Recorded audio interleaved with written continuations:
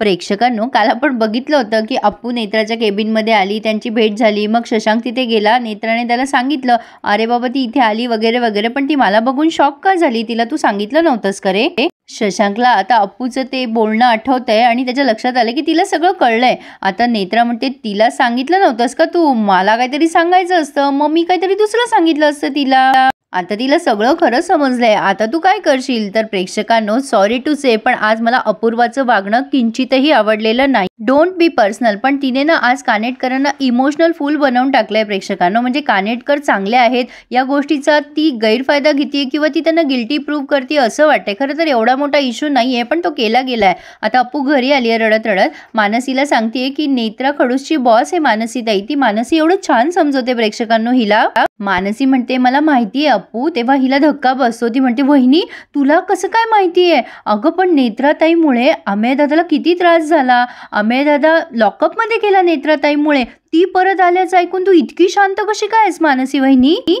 मानसी सुरेख उत्तर देते तिला, अगं माझं नेत्राशी काहीच घेणं देणं नाहीये ना. तर अप्पू तिला म्हणते, तुला इन्सिक्युअर नाही वाटत आहे का ग? आता मानसी म्हणते, त्याचं काय इन्सिक्युअर वाटायचं, तू बस बरं खाली. अगं अप्पू, त्यावेळेला जे काही झालं त्यात नेत्राची चूक होती, माझ्या नवऱ्याची चूक नव्हती. आणि माझ्या नवऱ्यावर विश्वास आहे ग. हे बघ, त्यावेळेला मी नेत्राच्या ऐवजी ह्यांच्यावर संशय घेऊन मी चूकच केली होती. एका अर्थी मी नेत्राचीच साथ दिली होती ना. आता मला ती चूक पुन्हा करायची नाहीये. आता ती नेत्रा परत आली आहे तर ह्यांची किंवा शशांक भाऊजीची थोडी चूक आहे. आता अप्पूची कोंबडी एकाच गोष्टीवर बसलेली आहे. शशांकने मला सांगायला नको होतं का? अगं खडूस मला काही सांगत नाही, काही बोलत नाही, तर सगळ्यांना असंच वाटणार ना की खडूसच्या मनात अजूनही नेत्राताईबद्दल. आता ही कुठल्या कुठे चालली आहे प्रेक्षकांनो. ती मानसी म्हणते, अगं असं काय बोलतेस अप्पू? भाऊजीच्या मनात नेत्राताईंबद्दल असं काही नाहीये, हे तुलाही माहिती आहे. तुझा भाऊजींवर विश्वास नाहीये का? सांग बरं मला. अप्पू म्हणते, मग त्याने माझ्यापासून खरं का लपवलं वहिनी? मानसी म्हणते, खरं खरं सांग, तुझा आहे ना भाऊजींवर विश्वास? तू मला पण हा प्रश्न विचारला होता की नाही? मग ही जरा 1-2 सेकंदाने उत्तर देते, हो आहे. तो काही चुकीचं वागणार नाही. मग मानसी म्हणते, आधी तू ना संशय घेणं बंद कर आणि तुझे प्रश्न ना भाऊजींना जाऊन विचार. मला खात्री आहे तुझ्या प्रश्नाचं उत्तर नक्की भाऊजींकडे असेल. खरं खरं आणि अगदी योग्य. तरी पण ही म्हणते, तरी पण मला खडूसने हे सगळं सांगायला हवं होतं ग मानसी वहिनी.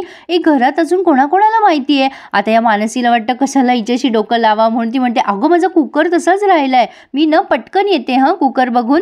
ती मानसी उत्तर द्यायचं टाळते. आता हिच्या तब्येतीची काळजी आहे प्रेक्षकांनो सगळ्यांना. ही 2 जीवाशी आहे. एवढं काय ती नेत्रा आली तर आली, ती तिचं काम करते. खरं तर तिचं कॅरेक्टर मला जास्ती सॉर्टेड वाटायला लागलंय आज अप्पूपेक्षा. विनाकारण अप्पूला विलन दाखवत आहे प्रेक्षकांनो. आय एम सॉरी, पण मला ना खरंच नाही आवडलंय जे काही आज दाखवलंय. बरं, आता तर तिने कहर केला. ती आता किचनमध्ये जाते आणि म्हणते, अगं सुवाई काय करतेस? तेव्हा सुवाई म्हणतात, तुला काही खायचं आहे का? तेव्हा ही म्हणते, हो कर ना, शिरा कर, काहीतरी कर. मी ना आज एक स्पेशल गेस्ट बोलवलेत. आता पन्ना काकू म्हणते, कोण बोलवलंय ग? तेव्हा ही म्हणते, अगं एकच गेस्ट आहेत, तसे खूप महत्त्वाचे आहेत. तेव्हा या सगळ्यांना वाटतं कौशिकदा येणार असतील, म्हणून ते म्हणतात, अच्छा कौशिकदा येणार आहे का? तेव्हा पन्ना काकू म्हणते, अगं मग त्यांच्या आवडीचं करूयात ना काहीतरी. तेव्हा अप्पू म्हणते, नाही कौशिकदा नाही येते. मग ह्या दोघी फोर्स करतात, कोण येणार आहे सांग. मग ही म्हणते, तुमचा आग्रह आहे तर सांगते. नाही, शशांकच्या ऑफिसमध्ये, खडूसच्या ऑफिसमध्ये त्यांचे नवीन बॉस आलेत ना, त्यांना मी इन्व्हाइट केलंय. आता या दोघी तिघी बिचाऱ्या घाबरतात. सुवाई म्हणतात, काय तू शशांकच्या बॉसला इन्व्हाइट केलंयस? अगं पण का? अप्पू म्हणते, अगं असं कसं सुवाई, मी मगाशी गेले होते ना त्याच्या ऑफिसला, त्याचे नवीन बॉस आहेत. मग मला असं वाटलं की करूयात इन्व्हाइट त्यांना घरी. का ग, काय झालं, काही प्रॉब्लेम आहे का? प्रेक्षकांनो, इन जनरल असं झालंय, एखाद्याची काळजी केली ना तर ती अंगाशी येते, तसं झालंय कानेटकरांचं. आता खरं तर त्यांची सून आहे, काळजीपोटीच ते तिला नाही सांगत आहे नेत्रा आली म्हणून. तेवढं काय इश्यू करायचं याचं, मला ते कळलंच नाहीये. आता त्या सुवाई म्हणतात, अगं नाही ग बाळा, असं नाही. पण अप्पू म्हणते, नाही काहीतरी खास बेत करा आणि काही मदत लागली तर सांगा. आता या तिघीच्या तिघी तिच्या काळजीपोटी विचारा घाबरल्यात.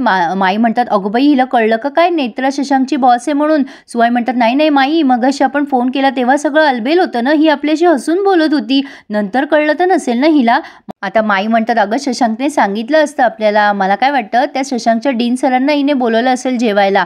आता सुवाई म्हणतात, आपण शशांकलाच विचारूया का नक्की काय झालंय? माई म्हणतात, हो शशांकला विचारूया आणि मग स्वयंपाकाचा बेत ठरूयात. सुवाई म्हणतात, माई मी काय बोलतीये, तुम्ही काय बोलताय? असो, म्हणजे असं त्यांना म्हणायचं होतं. तर शशांक बिचारा घरी आलाय. तो घाबरतच असतो नेहमी अपूर्वाला. म्हणजे आता तो विचार करतो, अरे देवा, हे सगळं शांत शांत दिसतंय घर. अपूर्वाला कळलंय, पण आता ती कशी रिॲक्ट करेल? खरं तर माझंच चुकलं, मी तिला सांगायला हवं होतं. सुवाई येतात आणि म्हणतात, अरे बाबा आला का तू? केव्हा आलास ऑफिसमधनं? शशांक म्हणतो, हे काय आत्ताच आलो मी. आता या विचारतात की काय रे बाबा, अप्पूला कळलं का काही तुझ्या बॉसबद्दल? नाही, तिने घरी बोलवलंय जेवायला, तुझ्या डीन सरांना तर नाही बोलवलं. शशांक म्हणतो, ते कसं शक्य आहे? ते तर दिल्लीला गेलेत कॉन्फरन्सला. शशांक आधी विचारतो, आई अपूर्वाची तब्येत बरी आहे ना? सुवाई म्हणतात, हो बरी आहे, जा बाबा बोल तिच्याशी आधी. शशांक इतका घाईघाईने खोलीत गेलाय, बिचाऱ्या या दोघींना खूप टेन्शन आलंय. पण अप्पू मात्र अगदी शांत आहे. अप्पू त्याला म्हणते, अरे आलास का तू खडूस? बरं झालं आला तू. आता मला सांग बरं, हे कानातले कसे दिसताय? अरे मी स्पेशल गेस्ट बोलवलेत आज आपल्या घरी जेवायला. शशांक म्हणतो, हे बघ अपूर्वा, मला ना तुझ्याशी फार महत्त्वाचं बोलायचं आहे प्लीज. पण अप्पू काही त्याचं बोलणं ऐकून घेत नाही. अरे मी सांगितलं ना तुला, मी खूप घाईमध्ये आहे, आपण नंतर बोलूयात. काय आहे ना, स्पेशल गेस्ट येणार आहे, त्याची तयारी करायला नको का?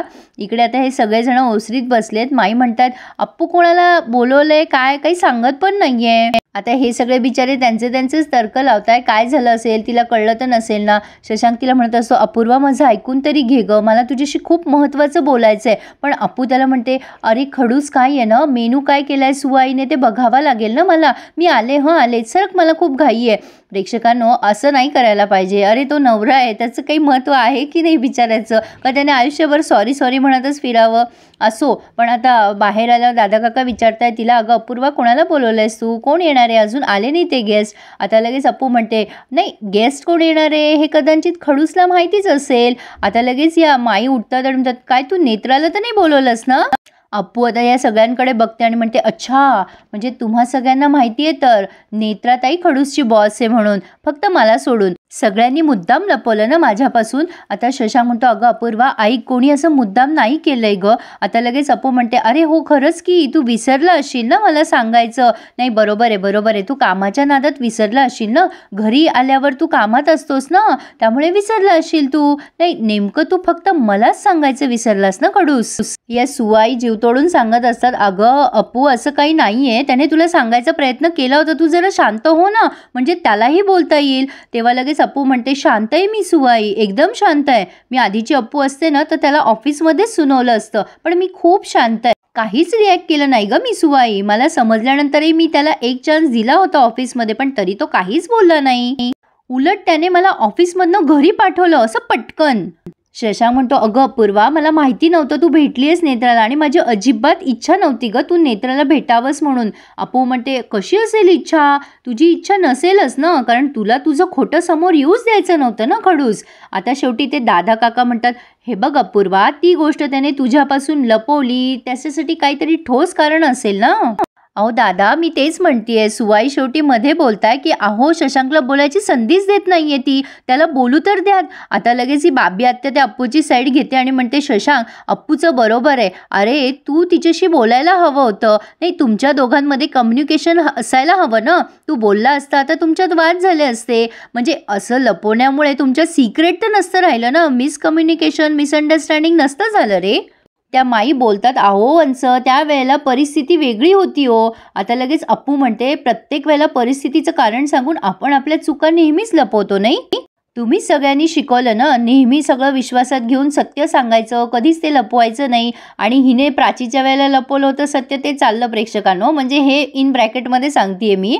आता अप्पू म्हणते, नेहमी खरं बोलायचं शिकवलं ना तुम्ही, सत्याची साथ द्यायची. आता ते दादा काका म्हणतात, हे बघ अपूर्वा, पण अप्पू म्हणते, तुम्ही सगळे का वागलात असे माझ्याशी? आता दादा काका म्हणते, हे बघ सगळ्यांच्या वतीने मी तुझी क्षमा मागतो. हे बघ अपूर्वा, पण तू ह्या अवस्थेत स्वतःला त्रास नको करून घेऊ. ऐक ग बाळा माझं तू. आता हे बघ सगळं शांतपणे बोलूयात आपण. अप्पू म्हणते, नाही दादा काका, तुला माझी माफी मागायची गरज नाहीये आणि शांतपणे बोलायची वेळ निघून गेली आहे. असं बोलून ती तिथून निघून जाते. आता या सगळ्यांनाच बिचाऱ्यांना टेन्शन आलंय.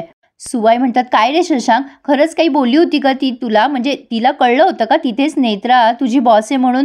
माई म्हणतात, अगं सुवा, पण आपण फोन केल्यावर सगळं कळलं होतं ना आपल्याला व्यवस्थित आहे म्हणून. मग शशांक सगळं काही सांगतो की तुमचा फोन येईपर्यंत सगळं व्यवस्थितच चाललं होतं, मग माझा फोन चुकून तिच्याकडे राहिला आणि हे असं सगळं झालं. शशांक बिचारा म्हणतो, खरी चूक माझीच आहे, मीच तिला क्लिअर करायला पाहिजे होतं, असं काही झालं नाही. आता कुठल्या तोंडाने मी तिच्या समोर जाऊ? ते दादा काका म्हणतात, हे बघ जाऊ दे, तुझी चूक तुला कळली ना, आता जाऊन तिला सॉरी म्हण बरं. ती माफ करेल तुला, तू जा. आता लगेच बाबी आत्या म्हणते हो तू जा, आधीच खूप उशीर झालाय. दादा म्हणतोय तो बरोबर आहे. सुवाई म्हणत असतात दादा त्याची चूक नाहीये हो, खरंच चूक नाहीये. अहो तो सांगायला गेला होता ना, तिची तब्येत बिघडली होती म्हणूनच तो मागे सरकला ना. नाही तिचं BP वाढलं होतं, डॉक्टरांनी सांगितलं होतं मनावर ताण येऊ नये म्हणून. अहो कितीदा गेला तो सांगायला. पण दादा काका म्हणतात जाऊ द्या, जे झालं ते झालं, त्याच्यावर चर्चा करू नका आता. या दोघांमधले गैरसमज मिटणं जास्ती महत्त्वाचं आहे. जाऊन बोल तिच्याशी. आणि इथे त्यांनी फायनली हा रिव्ह्यू पूर्ण केलाय. पुढे आपण बघतोय की बाबी आत्या म्हणते की तुझा शशांकवर विश्वास नाहीये का. अपू म्हणते आहे ग विश्वास बाबी आत्या, पण त्याने नेत्राताई आली आहे हे न सांगून खूप मोठी चूक केली आहे. त्याने मला विश्वासात घेऊन सांगायला हवं होतं, नाही त्यामुळेच माझा विश्वास डळमळीत झालाय आता. हे प्रेक्षकांनो शेवटी मालिकाचे काय बोलावं कळत नाहीये. शेवटी पर्सनल कोणी घेऊ नका, पण हे जरा वेगळं वाटतंय दाखवलेलं. असो आता आपला मिस्टर सॉरी शशांक पुन्हा एकदा अपूर्वाला मनवण्याचा तास पूर्ण करणार. त्याच्या आयुष्यात तेवढंच उद्देश राहिलेलं आहे. असो प्रेक्षकांनो काय बोलू, मला काहीच बोलावं असं वाटत नाहीये. चॅनलला सबस्क्राईब करा आणि लाईक करा. धन्यवाद.